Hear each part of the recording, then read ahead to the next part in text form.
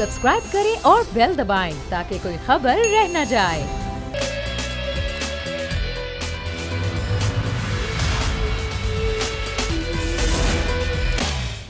बिस्मिल्लाहिर्रहमानिर्रहीम। अस्सलामु अलैकुम नाजरीन। पार्लियामेंट वो मुक़द्दस ऐवान है, वो प्लेटफॉर्म है जहां अवाम के मुंतखब नुमाइंदे अवामी मसाइल को उजागर करते हैं। पार्लियामेंट वो प्लेटफॉर्म है जहां मुल्क की अहम मामलात और कवानीन बनाए जाते हैं। नाज़रीन, कल हुकूमती और अपोजिशन अरकान ने इसी प्लेटफॉर्म का तक़द्दुस पामाल किया। तमाम आदाब, इखलाकियात, कवायद, ज़वाबित भूल गए और पार्लियामेंट को एक जंगल बना दिया गया।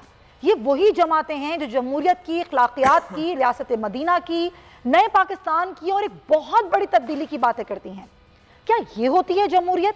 नून लीग ने कौन सी जमहूरियत की किताब पढ़ी है? तहरीक इंसाफ जो तब्दीली, नया पाकिस्तान, रियासत मदीना की बातें करती है, क्या ऐसे लाई जाती है तब्दीली? हुकूमत और अपोजिशन की जमातें दोनों सियासत करना ही भूल बैठी हैं। मुल्क में इस वक्त सियासत नहीं बल्कि एक सियासी सर्कस है और एक अना की जंग है। कल हुकूमती अरकान और अपोजिशन ने तमाम हदें पार कर दी। दुनिया इस वक्त पाकिस्तान पर हंस रही है। जब कानून बनाने वाले ही कवायद और ज़वाबित का एहतराम नहीं करेंगे तो मुल्क में कानून नाजरीन कैसे मजबूत होगा? इस वाक़े पर स्पीकर कौमी असम्बली पर भी कई सवालात उठाए गए, क्योंकि ये उन्हीं की जिम्मेदारी होती है कि वो ऐवान में नज़्म ज़ब्त को यकीनी बनाए। स्पीकर कौमी असम्बली बोलते रहे, असद कैसर साहब कहते रहे, रोकते रहे, लेकिन किसी ने भी उनकी बात पर कान नहीं धरे। उनकी अपनी जमात तहरीक इंसाफ के अरकान ने भी नहीं।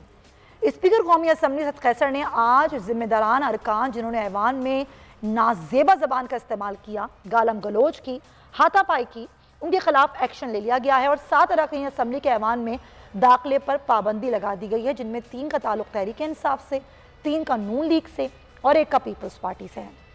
मगर नाजरीन, क्या पाबंदी ही काफ़ी है? क्या पाबंदी के बाद पार्लियामेंट के माहौल में तब्दीली आ जाएगी? बहुत बड़ा सवाल है। स्पीकर के पास तो ये भी इख्तियार है कि वो रुकनियत भी मुअत्तल कर सकते हैं। इन तमाम इख्तियारात के बावजूद अभी और सिर्फ तहकीकात का हुक्म दिया गया है और जब तक इस मामले की तहकीकात नहीं हो जाती, जब तक के लिए इजलास मुलतवी किया गया। ये आज कार्रवाई रही है। साथ ही साथ वज़ीर आज़म ने जो नए रूल्स हैं, नए उसूल हैं असम्बली के और ऐवान के, उनको मुतारिफ कराने का फैसला किया है। लेकिन इन सारी बातों के बावजूद क्यों ऐसा होता है कि एक असम्बली, एक मुक़द्दस ऐवान, वहाँ पर इस तरह की ज़ुबान इस्तेमाल की जाती है, इस तरह की हुल्लड़बाजी की जाती है? जो हमारी कौम है, जो यहाँ पर वोट दे के ऐवानों तक इन मुक़द्दस अरकान असम्बली को पहुँचाती है, क्या वो इस तरह के रोल मॉडल्स बनेंगे? क्या वो हमारी नौजवान नस्ल को ये सिखा रहे हैं, ये बता रहे हैं कि जिस तरह की ज़ुबान ऐवान में इस्तेमाल की गई है? इसी पर बात करने के लिए मेरे मेहमान मेरे साथ मौजूद हैं। नज़ीर लगारी साहब हैं, सीनियर सहाफ़ी हैं, तज़कियाकार हैं, एडिटर इन चीफ बोल न्यूज़, बहुत शुक्रिया आपका। शौकत बसरा साहब पाकिस्तान तहरीक इंसाफ से मुझे ज्वाइन कर रहे हैं और आना एहसान साहब पाकिस्तान मुस्लिम लीग नून से हमारे साथ मौजूद हैं।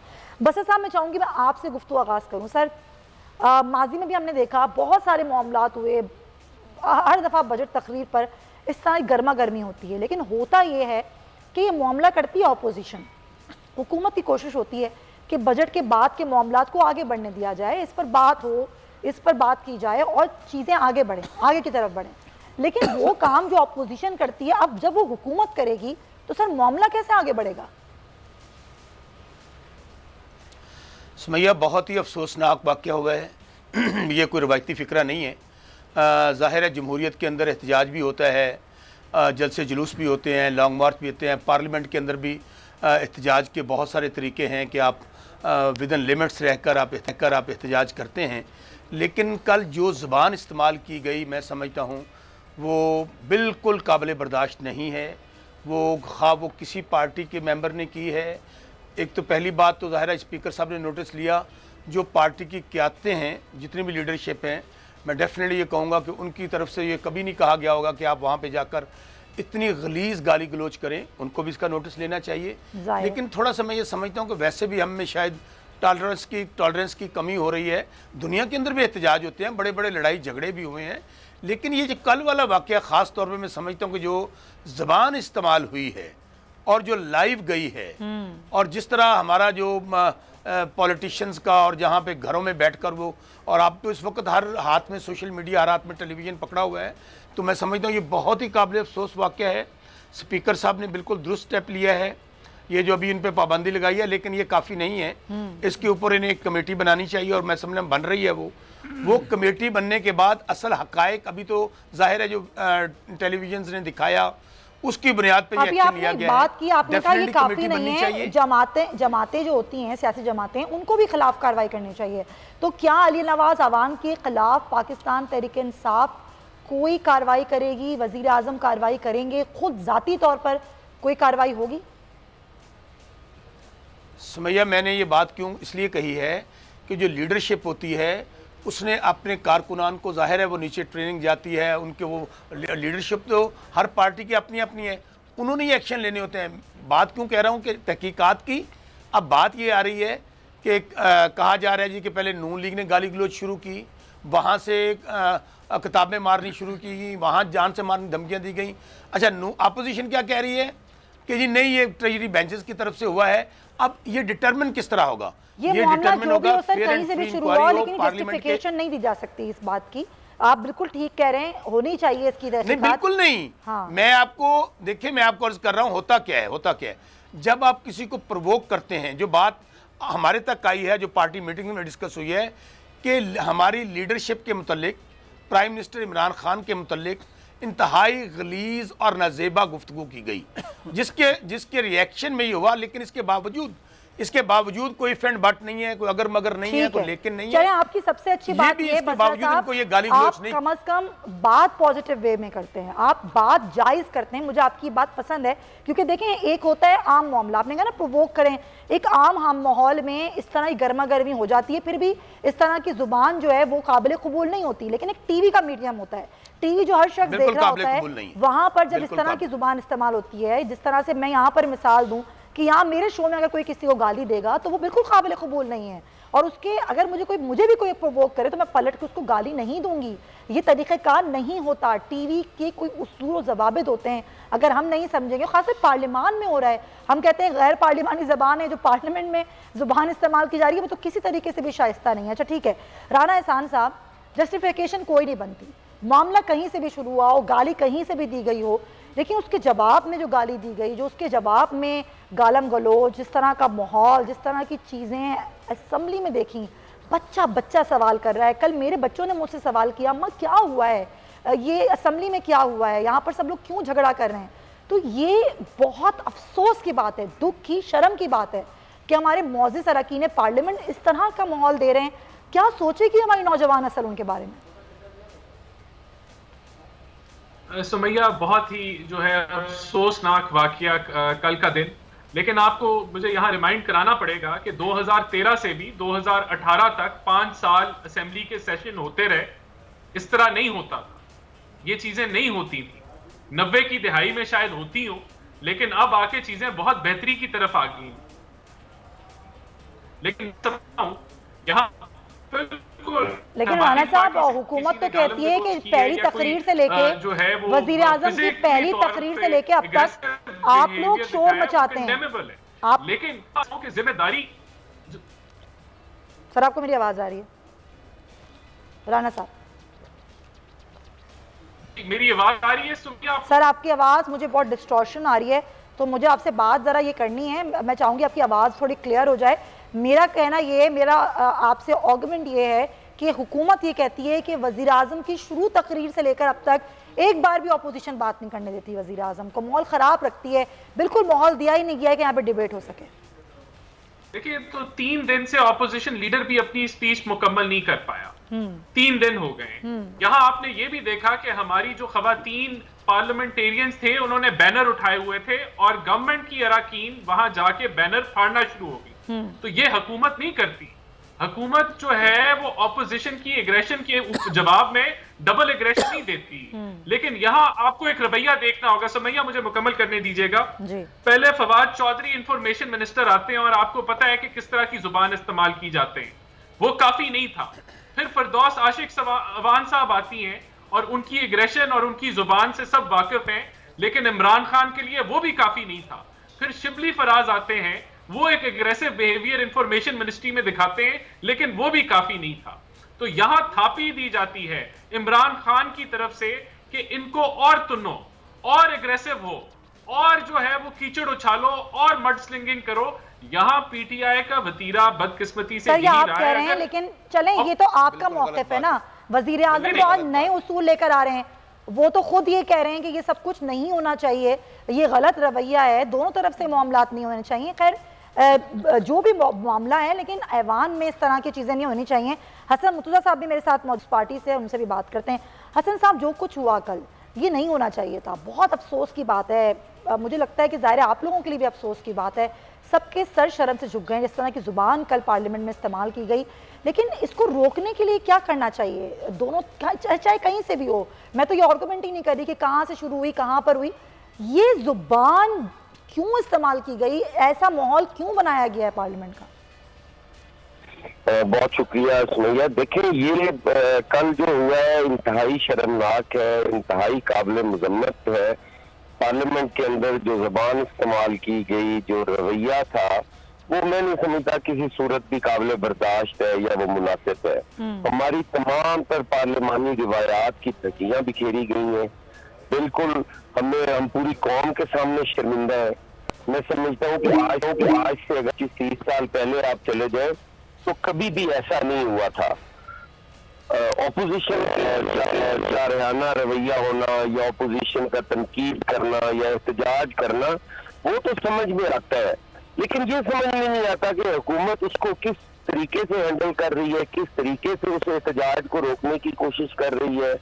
इस पूरे पॉलिटिकल सिस्टम को इन्होंने बिल्कुल इस तरह कर दिया है, आलूदा कर दिया है, इसको ये सारा पोल्यूटेड हो चुका है। ये हम सोच नहीं सकते कि हम आने वाली नस्लों को क्या दे के जा रहे हैं। ये तो ऐसे लगता है जैसे किसी मखसूस एजेंडे पर है कि इस पार्लियामानी निजाम कर दिया जाए, इतना गंदा कर दिया जाए कि कौम जो है वो किसी तीसरी कुव्वत की तरफ देखना शुरू कर दे कि वो तो अच्छे थे जी। अच्छा, हुकूमत ये आर्गुमेंट देती है कि वजीर आजम के इस तरह के अल्फाज इस्तेमाल किए गए अपोजिशन की जानिब से, उसका रिएक्शन था और शुरू दिन से लेकर अब तक वजीर आजम को तकरीर नहीं करने दी जाती। देखिए मैं वजीर आजम की चेयर का बड़ा एहतराम करता हूँ। मेरे इमरान खान साहब के साथ 1000 इख्तलाफ हो, मैं उस चेयर को जो है वो इज्जत देता हूँ, क्योंकि उस चेयर के लिए हमने सियासी कारकुनों ने एक तवील जदोजहद की है। ये हमें ऐसे ही नहीं मिल गई। हमने आमरीतों का मुकाबला किया है, हमने अयूब का किया है, ज़िया का किया है, मुशर्रफ का किया है, तो हम नहीं चाहते कि उसकी बेतौकीरी हो। लेकिन जिस अंदाज में इमरान खान साहब ने पिछले 5 साल इसकी बेतौकीरी की, इसको रबर स्टैंप कहा, इसको डाकुओं की नमाज़गाह कहा, डाकू और लुटेरा कहा, वो नाम पीछे लेते थे वजीर आजम का, गाली पहले देते थे। वो प्रेसिडेंट का नाम बाद में लेते थे, गाली पहले देते थे। तो आज उन्हें क्यों इतनी खारिश हो रही है, क्यों वो इतना महसूस कर रहे हैं? उन्होंने खुद ही तो वो इसके जिम्मेदार है। आज जिस जहाँ पे हम खड़े हैं उसके जिम्मेदार 100% इमरान खान साहब है। और इमरान खान साहब को चाहिए कि आज भी वो वजीर आजम है, चाहे जैसे भी है वो वजीर आजम है, उन्हें बड़ा दिल करना चाहिए, उन्हें बैठ के कोई ज़ाब्ता अखलाक बनाना चाहिए। सही है। इस तरीके से और इस तरीके से हुकूमतें नहीं चलती। ये तो आप बिल्कुल तबाही की तरफ जा रहे हैं। हमारे पास अब लड़ाई के अलावा कोई ऑप्शन ही नहीं बचा। लेकिन बैठकर बात की जा सकती है ना, इस पर बैठकर बात की जा सकती है। की तरह हम लड़ रहे हैं। हाँ। हम कोई ऐसी मिसाल ही नहीं मिलती। सही कह रहे हैं। बात करते हैं, कहते हैं कि बॉलिंग अच्छी थी, स्पिन करवाई, यॉर्कर किया, फुला किया। ओ भाई बाबा, आप बड़े हो चुके हो, आप निकल आओ, आप इस मुल्क के बड़े हो, इस मुल्क को बेहतरी की तरफ लेके जाओ। नहीं तो ये अच्छा, मैं ये समझती हूँ बिल्कुल हुकूमत का ज्यादा हाथ है कि हुकूमत को माहौल को दुरुस्त करने में ज्यादा हाथ लगाना है, लेकिन अपोजिशन को भी बैठकर करना है, क्योंकि माहौल दुरुस्त करने में दोनों तरफ से बात होगी ना तो फिर मामला आगे बढ़ेगा। ये ऐसी जबान इस्तेमाल आगे नहीं होना चाहिए। हाँ जी, बिल्कुल सही आप कह रहे हैं, ज्यादा जिम्मेदारी हुकूमत की है, हुकूमत को अपोजिशन वाला रवैया नहीं इख्तियार करना चाहिए। अच्छा लगारी साहब, आप हमारे बड़े हैं, बुजुर्ग हैं, आप हमारे बताएंगे, जाहिर जिस तरह अभी हसन साहब भी कह रहे हैं, कभी माजी में इस तरह की मिसालें नहीं मिलती जिस तरह की जुबान कल इस्तेमाल की गई। क्या इसकी कोई जस्टिफिकेशन हो सकती है कि जी उसने गाली दी तो मैंने भी गाली दी? बात यह है कि पिछले 50 साल से हमने ऐवान की कार्रवाई को देखा है। 20 दिसंबर 1971 को भुट्टो साहब ने टेक ओवर किया, हमारे सामने की बात है। और उसके बाद फिर असम्बली का इजलास बुलाया गया, जनवरी में असम्बली का इजलास हुआ। उस वक्त से लेकर अब तक 50 साल से ऊपर हो चुके हैं और हम कार्रवाई देखते हैं। हम ये देख रहे हैं कि इन्हतात हो रहा है। वो हाउस 36 आदमी थे अपोजिशन में, 88 से ज़्यादा अरकान पीपल्स पार्टी के थे और कुछ और लोग जो हैं वो शामिल हो गए थे। काफ लीग भी शामिल हो गई थी और कौंसल लीग भी शामिल हो गई थी भुट्टो साहब के साथ। कौंसल लीग के जो सरबराह थे दौलताना, वो वज़ीर बनकर चले गए थे, मुशीर बनकर, अपना सफ़ीर बनकर चले गए थे बरतानिया में, चूँकि पाकिस्तान ने जो है उस वक्त दौलत मुश्तरका को छोड़ दिया था, फिर बाद में वापस आए थे। तो हमने तब से लेकर अब तक हमने पार्लियामेंट को देखा है। हमने पार्लियामेंट में उन लोगों को देखा है जिन लोगों ने कायद आज़म के साथ काम किया था, जिन लोगों ने कायद आज़म की असम्बली में काम किया था। हम ये देख रहे हैं कि रूबज़िवाल है, सियासत रूबज़िवाल है, पार्लियामेंट रूबज़िवाल है। कोई चीज़ आगे बढ़ती हुई नहीं लग रही है, ये पीछे हटती हुई चीज़ें हैं जो बहुत ही पीछे जा रही हैं। इसलिए कि जो काश्तकारी हुई है सियासत के अंदर और जो गैर सियासी अनासर की सियासत के अंदर जो मुदाखलत हुई है और उसके नतीजे में जो पौध आई है, उस पौध ने सियासत को सियासत नहीं रहने दिया है। मैं खुद देख रहा था और मुझे शर्मिंदगी हो रही थी कि 3 वज़रा जिस तरह से खेल रहे थे किताबों के साथ। 3 मिनिस्टर्स थे, जनाब शफकत महमूद साहब, मोहतरमा जरताज गुल साहिबा और मोहतरमा शीरी मज़ारी साहब, बल्कि एक दूसरे वो किताबें जो है उनके साथ खेल रहे थे और उनको पटक रहे थे डेस्कों के ऊपर। और फिर आखिर में बड़ा मजाक ये हुआ कि शफकत महमूद साहब ने वो एक किताब लेकर उनके शीरी मज़ारी के सर पर पटकने की कोशिश की। ये गैर संजीदा तर्ज अमल ऐवान के अंदर, हाउस के अंदर इस तरह का ट्रेजरी बेंच को नहीं करना चाहिए। ट्रेजरी बेंचेस की तरफ से तो बहुत ज्यादा संजीदगी और बजट इजलास के बाद को इतना ही गैर संजीदा लिया जा रहा है जो गैर संजीदा हरकतें नहीं था। मैं ये और अर्ज करता हूं, देखिए मुझे अगर रूबरू या प्रोग्राम में या किसी भी जगह पर शेख रुहेल असगर कोई बड़ी से बड़ी बात भी कह दें तो मैं उनके सामने बात नहीं करूंगा, इसलिए कि वो मेरे बुजुर्ग हैं, इसलिए कि वो पिछले 85 से लेकर अब तक वो असम्बली के मेंबर मुंतखब होते आ रहे हैं। उनके ऊपर उठाकर किताब फेंक देना, कोई हम उम्र हो एक नौजवान का जिस तरह से शेख साहब को भी नाज़ेबा जुबान। मैं सिर्फ ये अर्ज कर रहा हूं कि वो अगर कुछ भी कहते हैं मैं उनको उम्र का मार्जिन दूंगा और मैं कहूंगा कि जी वो मेरे बड़े हैं। जो कुछ मैं बताऊं, मैं आपको बड़ी दिलचस्प बात बताता हूं। मैं इंटरव्यू करने के लिए गया था हजरत मौलाना अब्दुल्ला दरखास्ती साहब का, बहुत बड़े बुजुर्ग थे और बहुत बजयत। और वो जब मैं उनसे सवाल करता तो हर जवाब से पहले वो मेरे सर पर एक धप्पा मार देते थे, बड़ा जोर से लगता था मुझे।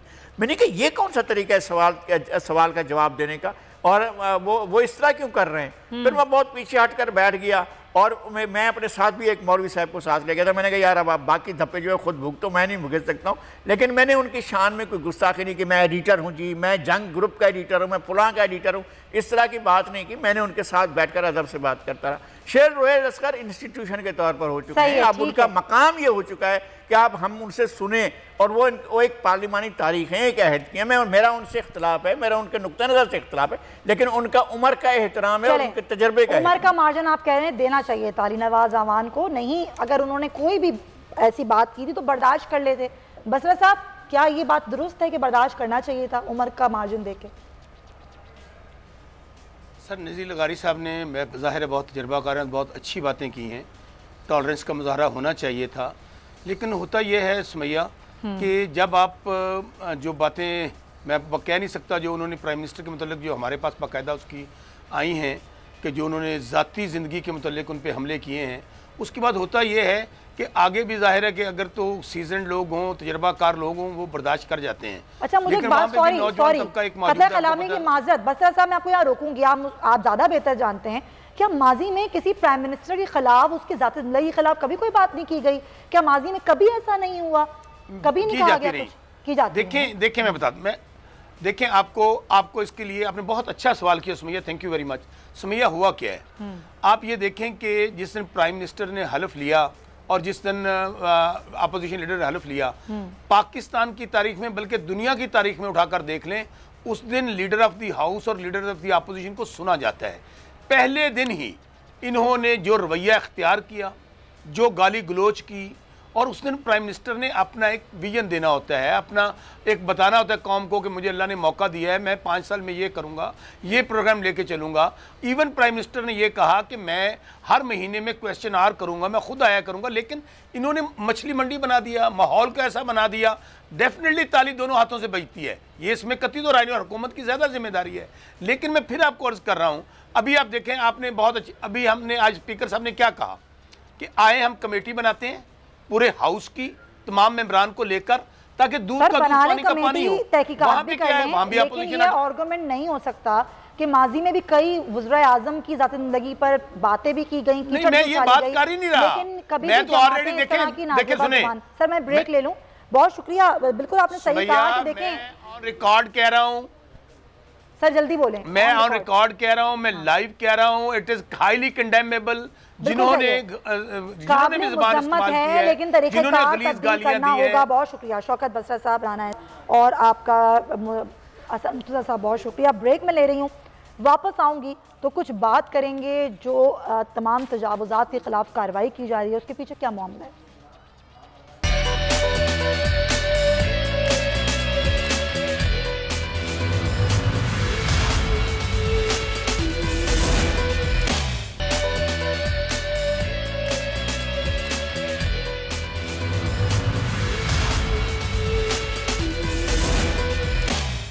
Welcome back to the show. हम बात करेंगे सुप्रीम कोर्ट के हुक्म पर जो तजावुज़ात के हवाले से जो कार्रवाई है वो जारी है कराची में। कल भी हमने बात की थी कि जो अलादीन पार्क उससे मुत्तसिल जो क्लब है उसको गिराने के लिए जब कार्रवाई शुरू की गई थी तो वहाँ पर एहतजाज भी हुआ, मज़ाहिमत भी हुई। कुछ डिटेल्स मैंने आपको दी थी कल, और आज उसी हवाले से कुछ और डिटेल्स हैं वो मैं आपको दूंगी कि मामला क्या है, इस ज़मीन का मामला क्या है। ये जिस तरह मैंने आपको कल बताया था कि ये तकरीबन 52 एकड़ की अराजी थी जिस पर 1995 में एग्रीमेंट किया गया था। बल्दिया उज़्मा कराची ने 1996 में लीज़ किया, और बल्दिया उज़्मा कराची ने एग्रीमेंट एक कंपनी से किया था, लेकिन लीज़ जो था वो दूसरी कंपनी से किया था। और ये सब कुछ हुआ था साबिक एडमिनिस्ट्रेटर कराची कैप्टन फ़हीम उज़ ज़मा के दौर में। एग्रीमेंट के मुताबिक इस जगह सब लीज़ नहीं हो सकती थी, जबकि बल्दिया उज़्मा ने सब लीज़ जारी कर दी थी। एक 52 एकड़ अराजी का जो रकबा था उसका 30% हिस्सा कमर्शियल इस्तेमाल होना था और 70% हिस्सा जो था वो पार्क के हिस्से में आना था, लेकिन ऐसा नहीं हो सका। यहाँ पर जो कानूनी तौर पर था वो 280 दुकानें तामीर होनी थी, लेकिन गैर कानूनी तौर पर 650 दुकानें यहाँ पर तामीर हुई, जिनको कल गिराया गया और अभी भी काम जारी है। तो अब 60% अराजी जो थी वो कमर्शियल इस्तेमाल हो रही थी। अलादीन पार्क की अराजी पर 3 शादी हॉल भी तामीर किए गए, एक यूनिवर्सिटी भी तामीर की गई, एक जो क्लब था वो भी तामीर किया गया, और 25 से 30 साल लीज पर लोगों को लाइफ टाइम की जो मेंबरशिप थी वो दे दी गई थी। उसके बाद अब जो सूरत हाल है वो ये है कि ज़ाहिर इस पर काम भी हो रहा है, और ये 2020 में तो इसका जो वक्त था वो ख़त्म हो चुका था, लेकिन उसके बावजूद भी कोई कार्रवाई नहीं की गई थी। अदालती हुक्म पर जो कार्रवाई हो रही है वो हो रही है। इसी पर हम बात करेंगे। हमारे साथ मौजूद हैं साबिक एडमिनिस्ट्रेटर कराची फ़हीम उज़ ज़मा साहब। फ़हीम साहब आप हमारे साथ मौजूद होंगे, लेकिन हमारे साथ अभी जो मौजूद हैं senior director anti encroachment KMC Bashir Siddiqui साहब। बशीर साहब, आपके वक्त का बहुत शुक्रिया सर। जब 2020 यानी कि इस जून के महीने में ही ख़त्म हो गई थी लीज, उस वक्त KMC का काम था कि वो जाता, इसको ताला लगाता इस इमारत को और कब्जा ले लेता, लेकिन ऐसा नहीं किया गया, बल्कि ये कहा गया कि आप स्टे ऑर्डर ले लें, और स्टे ऑर्डर की मद में ये भी खबर है कि कुछ पैसे भी जो हैं वो कुछ लोगों को बटे। उसमें मैं KMC का नाम नहीं लूँगी, लेकिन KMC की जो जिम्मेदारी थी वो ये थी कि यहाँ पर फ़ौरन यहाँ पर कार्रवाई की जाती। उस वक्त कार्रवाई क्यों नहीं की गई 2020 में? जी बहुत बहुत शुक्रिया आपका। देखिए असल में हुआ ये कि आप बिल्कुल सही कह रही हैं। जिस वक्त 2020 के अंदर इनका एग्रीमेंट खत्म हुआ, एक बाकायदा 6 से 7 डिपार्टमेंट की टीम बनाई गई, और वो टीम जो है वो इसको हैंड टेकिंग ओवर के लिए वहां पहुंची। तो वहां पर अचानक से नहीं, क्योंकि एक ही दिन में जो है उनको जिस दिन वो हैंड ओवर टेकन और उसी दिन यानी रात के 12 बजे उनके पास हाई कोर्ट का स्टे मौजूद था। वो टीम गई और उन्होंने वो स्टे दिखाया, तो वो उस स्टे को दिखाया उन्होंने, वो टीम वापस आ गई और वो स्टे जो है था। ये सुप्रीम कोर्ट का जो आपने देखा ऑर्डर जो है इतना खूबसूरत ऑर्डर आया, उसमें वो तमाम स्टे वगैरह जो है वो वेकेंट की, तो आपने देखा कार्रवाई भी शुरू हो गया अल्हम्दुलिल्लाह। लेकिन सर वो तो अब हो रही है ना, लेकिन उससे पहले जब ये सब कुछ हो रहा होता है उस वक्त खुद KMC क्यों कार्रवाई नहीं करती, अदालती हुक्म पर ही कार्रवाई क्यों होती है?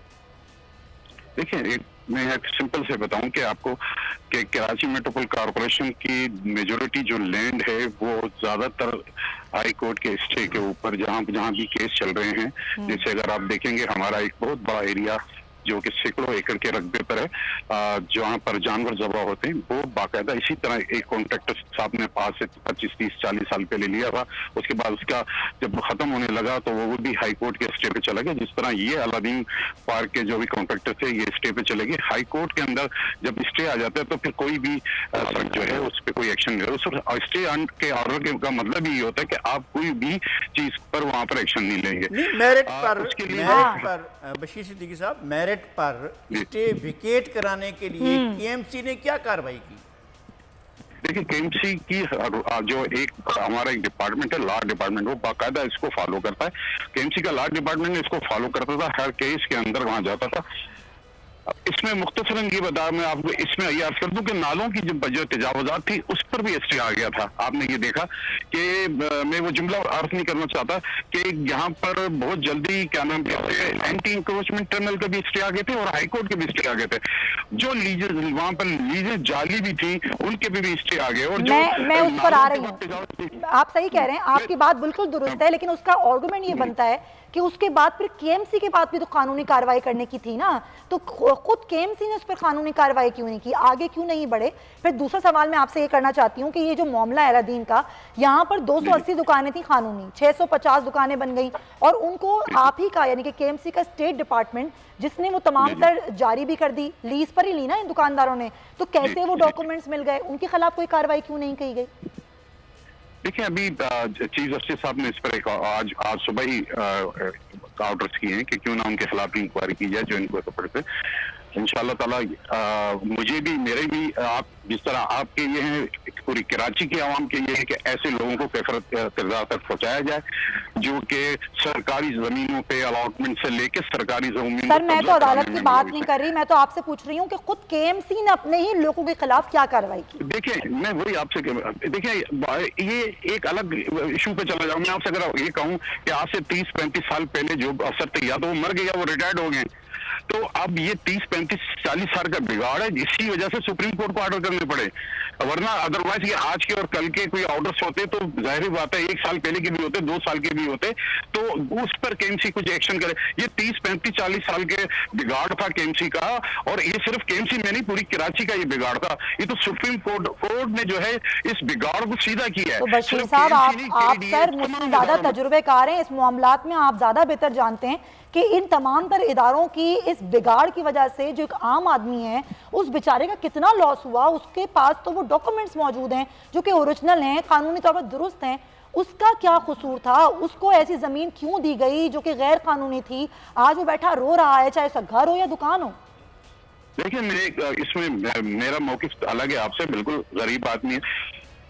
अगर नाले के ऊपर चढ़ के कोई अपना मकान बना रहा है, अगर किसी पार्क के अंदर कोई अपना मकान बना रहा है, तो इतना देखिए ये आजकल मीडिया का भी दौर है, आजकल मोबाइल फोन बच्चे यूज करते हैं, आजकल तमाम चीजें लोगों का अवेयरनेस है एक एक चीज की, वो भी मुलविस होता है जो कि नालों के ऊपर वो मकान बना रहा होता है, वो भी मौजूद हो, वो भी मुलविस होता है उन लोगों के साथ जो कि पार्कों में घर ले रहा होता है।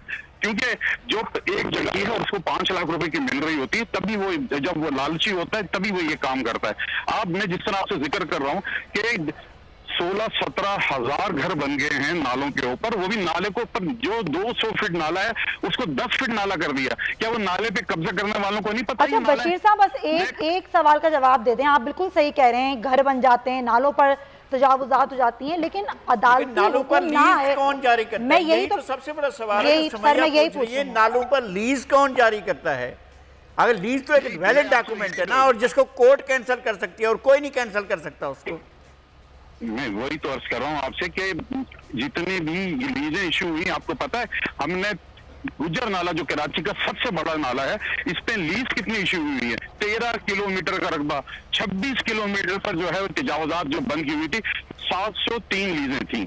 730 जो है 388 के ऊपर जो है स्टे था, क्योंकि बाकी लीजें जाली थी जो कि घर पे बैठकर बनी हुई थी। अच्छा। ये वो माफिया है जो घर पे बैठकर बनाता है। बिल्कुल आप सही कह रहे हैं, लेकिन इनके खिलाफ भी कार्रवाई होनी चाहिए। बहुत शुक्रिया आपका बशीर सिद्दीकी साहब, सीनियर डायरेक्टर कोचमेंट KMC हमारे साथ मौजूद है। फ़हीम उज़्ज़मान साहब हमारे साथ मौजूद हैं, साबिक एडमिनिस्ट्रेटर कराची। फ़हीम साहब जरा आप मुझे बता दीजिएगा, क्योंकि आपके दौर में ये एग्रीमेंट हुआ था, रिलीज़ किया गया था, ये अलादीन पार्क की जो 52 एकड़ अराजी थी, एक कंपनी से मुआहदा हुआ था और एक कंपनी से लीज हुआ था। ये क्या मामला क्या था, और फिर यहाँ पर गैर कानूनी तौर पर इतनी तामीरात भी कर दी गई थी? नहीं, देखिए सबसे पहले बात तो ये कि एक ही कंपनी थी जिसको, पहली बात तो ये कि ये जो एरिया जिसको आप अम्यूजमेंट पार्क देख रहे हैं, ये सफारी पार्क का जो मास्टर प्लान था, उसमें रेलवे लाइन और राशिद मिनास रोड के दरमियान 52 एकड़ का जो था वो ईयरमार्क था for development of an amusement park. ठीक है। अच्छा, जो एग्रीमेंट हुआ था वो बुनियादी तौर पे एक अम्यूजमेंट पार्क के लिए हुआ था। ठीक है। उसके अंदर उसके बाकायदा उसका एक कवर चार्ज था, उसमें पार्किंग थी, उसके अंदर किसी किस्म की दुकानें और इन सब का कोई वास्ता ताल्लुक नहीं था। ठीक है उसमें। और फ़हीम उज़्ज़मान साहब मेरे साथ मौजूद है, उनकी बात रुक गई थी, मैं चाहूंगी उनकी बात कंटिन्यू करें। फ़हीम साहब आप बता रहे थे इस मुआहदे के हवाले से, सर कंटिन्यू कीजिएगा प्लीज। देखिए, हमारे ज़माने में तो एक सिंपल अम्यूजमेंट पार्क का ज़ोडिएक जॉयलैंड के साथ एक वो किया गया था, एग्रीमेंट किया गया था। उनको हम KMC ओनर थी उस जमीन की, हमने उनको 25 साल के लिए लीज भी दी थी कि आप इसके अंदर, अच्छा उसके अंदर तमाम एक्टिविटीज स्पेसिफाइड थी कि किस तरह से क्या राइड्स होंगे, उनका रेट क्या होगा, का एंट्री क्या होगी, ये सारी की सारी। बाद में पीपल्स पार्टी की गवर्नमेंट खत्म हो गई और एक इंटरिम गवर्नमेंट आ गई, और फिर जो कुछ भी हुआ, फिर फारूक सत्तार साहब थे सीनियर मिनिस्टर, उनके जमाने में जो है ये दुकानें और दुकानों को जो रेगुलराइजेशन और फिर ये सारा सिलसिला शुरू हुआ। और फ़हीम साहब मैं आपको यहाँ पर रोक इसलिए रही हूँ, मुझे ये बताइए कि असल कसूरवार कौन है कि 280 की जगह 650 दुकानें तामीर हो जाती हैं सर, और सिर्फ 25 से 30% हिस्सा जो है वो अम्यूजमेंट पार्क का रह जाता है। कौन है असल कसूरवार? पहली बात तो ये कि 280 नहीं, एक दुकान भी वहां नहीं बननी थी। ओके। उस अम्यूजमेंट पार्क में एक भी दुकान नहीं बननी थी। दुकान, उसमें मर्चेंडाइजिंग आउटलेट्स बननी थी अम्यूजमेंट पार्क के अंदर, जिस तरह से डिज्नीलैंड में जिस तरह से तमाम जगहों पे वो होती है कि आपको आइसक्रीम है, टी शर्ट्स मिल रही हैं, कप्स मिल रहे हैं वगैरह वगैरह। ये कपड़ा और उसकी दुकानें वहां पर नहीं होनी थी। और वो अम्यूजमेंट पार्क में एक दफा जब आप अंदर एंटर हो जाते तो उसके बाद वो मर्चेंडाइजिंग आउटलेट्स भी होनी थी। कहीं बर्गर की शॉप है, कहीं पर इस तरह की चीजें हैं जो कि किसी भी, अगर सुबह से लेकर रात आप तक कह रहे हैं सर एक दुकान भी नहीं होनी थी, 650 दुकानें तोड़ी गई हैं और ये लीज पे यानी कि दी गई, बाकायदा इनके पास पेपर्स हैं इन दुकानदारों के पास। देखिए, पहली बात तो ये कि मैं आपको वही अर्ज कर रहा हूँ ना, अगर आप एग्रीमेंट्स को अगर देखना शुरू, एक तो एग्रीमेंट और उसके हिसाब से अलादीन पार्क के लिए जॉयलैंड को जो है जमीन की 25 साल की लीज दी गई। ठीक है, तो वो 25 साल की, अच्छा ये 95-96 का वाक़या है, वो वैसे भी 2020 और 2021 में खत्म हो गई लीज। ऐसा ही है सर। उसके बाद जो सब लीज की वो तो अम्यूजमेंट पार्क के ऑपरेटर ने की ना। अच्छा, उसकी भी शायद गलती नहीं, उसने जो कुछ किया उसको KMC में, जो उस वक्त KMC थी बाद में, या बाद में नेमतुल्लाह खान आए, उन्होंने ये जो सब एक फारूक सत्तार साहब के ज़माने में और फिर उसके बाद में नेमतुल्लाह खान के ज़माने में सब्सिक्वेंट एग्रीमेंट्स हुए, उन एग्रीमेंट्स के तहत उन दुकानों को रेगुलराइज किया गया। मगर एक चीज जो दी आपको 25 साल के लिए थी KMC ने, वो तो वैसे भी 2020-2021 सर ये तो बिल्कुल मैंने बात की अभी दुकानों पे क्यों रोल है। हाँ बिल्कुल आप सही कह रहे हैं, ये अभी हमने गुफ्तगू की है कि उस वक्त KMC ने कार्रवाई क्यों नहीं की। ठीक है, आपका पॉइंट आया लगारी साहब।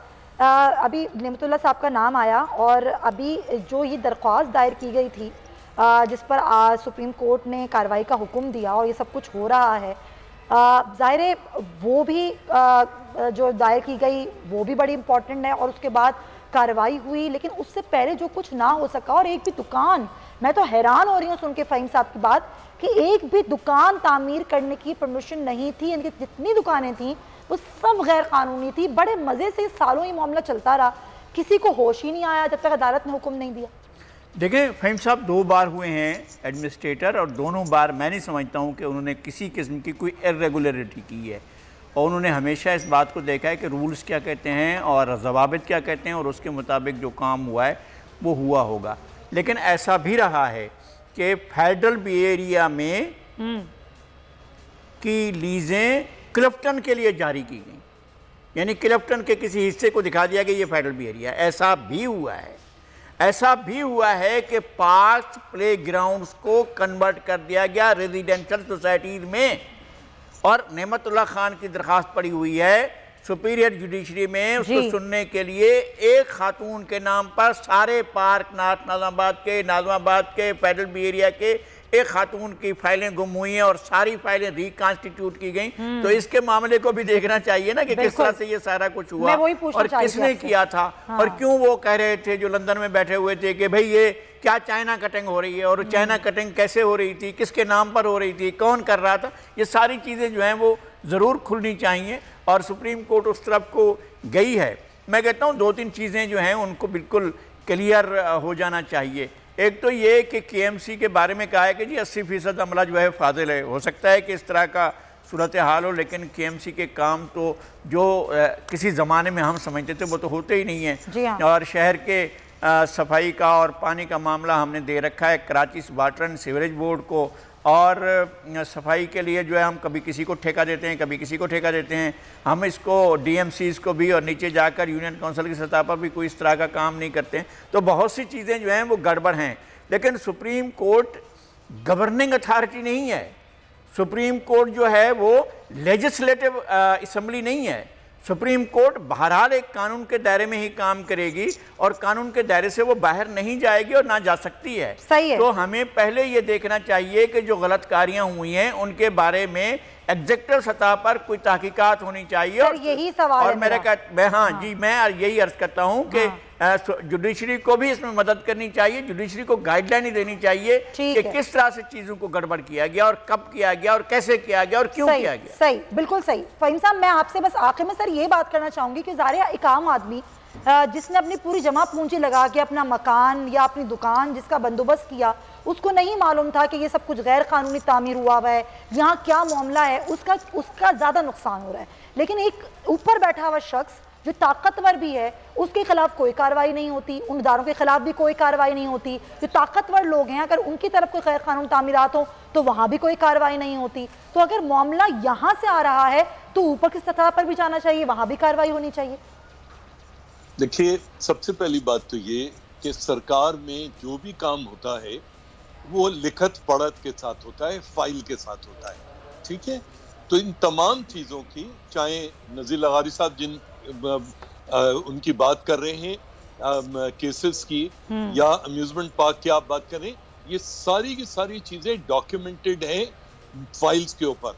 मैं तो सुप्रीम कोर्ट से ये रिक्वेस्ट करूंगा कि भाई आप एक रजिस्ट्रार की सरबराही में 2 वकीलों के साथ, कोई अच्छे, इस शहर में ऐसा तो नहीं है कि अच्छे वकील या अच्छे शहरी अवेलेबल नहीं है, उनके एक कमीशन बना दें, एक वो कर दें, वो उनको शिफ्ट करके बता दें कि क्या हुआ। खुद सुप्रीम कोर्ट उनको स्टडी कर ले। अच्छा देखिए, मैं कारोबारी आदमी हूँ, अगर फर्ज कीजिए अगर मैं कारोबारी आदमी हूँ, मैं KMC के पास जाता हूँ, मैं कहता हूँ मैं ये करना चाहता हूँ, KMC इजाजत देगी तो मैं करूंगा ना। अगर KMC ने उसकी इजाजत, अगर मैंने उस चीज को वायलेट किया है तो KMC फुल राइट में है कि उसको को तोड़ दे, खत्म करे, रिपोजेस कर ले।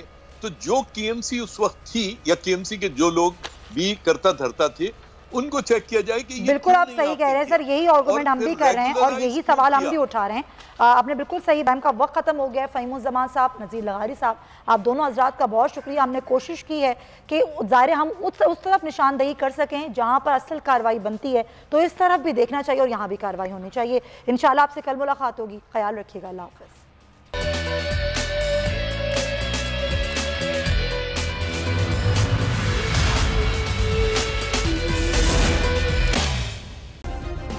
सब्सक्राइब करें और बेल दबाएं ताकि कोई खबर रह न जाए।